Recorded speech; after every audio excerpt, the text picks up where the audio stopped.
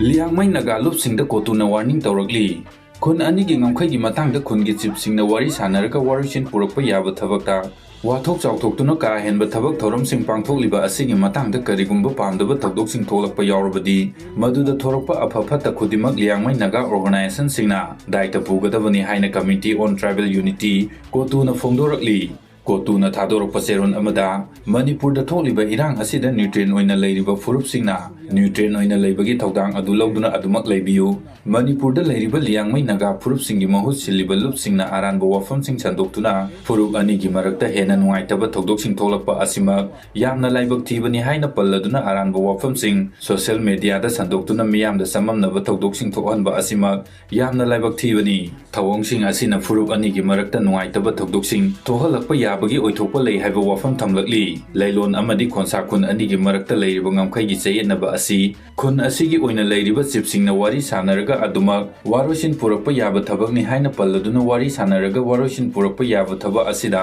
irang hena chawthoknaba amadi hena nungaitaba thawdoksing thoknaba sinba yaningde haiba wafam thamlakli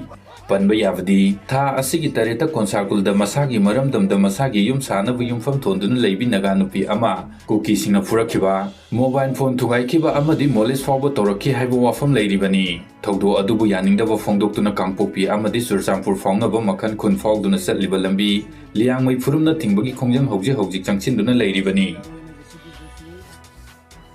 idu ningthawna thagalakhiba post amakhak yengminasi Kuki singi mass recruitment Tenopal district ki January 15 dagi tauri training chat kadaba singna purakadaba polam sing nomada sangda yadaba polam sing puraga lao hairibani training gi maramdi maitai khakta natana atopa phurup singasu lan thokna ningai maram sauna leire aduna Kuki nipa khudimak lan gi training chat naba sem saw hairibani Kuki gi separate state demand tauriba asigi ayamba portion di Manipur gi naga taba mafam singdani Maram aduna Kuki singna maitai khakta natana naga sing yauna amukta maitai naga animak lan soknaba ngamnaba mawongda plan tawi India gi plan strategy na amani Kuki singi plan strategy na amani adubu hojik fawbagi oinadi India gi policy makhada makhoi chatli upper hill lakpa matamda India na haibada Kuki singna yaraktabasu yai India government na Myanmar sarkar gi ayaba yaudana Morida checkpost hanglaga Kuki singna chathok chasin tawba yahaliba amadi somda training tawba hawgadoriba asiga mari yamna leinai Saigang region da PDF na control tawba ngamdriba asi India government ki matengna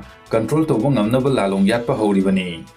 USIP gi article amagi matung inna Saigang region amadi Chin state singda humanitarian aid pinaba US na India da haikiba leikre armed rebellion de humanitarian gi aid piba hairibasi kari polam no haidrasu aduma khanglaba wafamni Chin state ti rebel kangpuna control tawre Saigang region di rebel singna control tawdri More gi border lambi hangba asina Kasin state ta leiba miyoi sing amadi KIA singda logistic support piba khakta natana chana thaknaba medicine gi polam singchu India dagi thajinba ngamlagani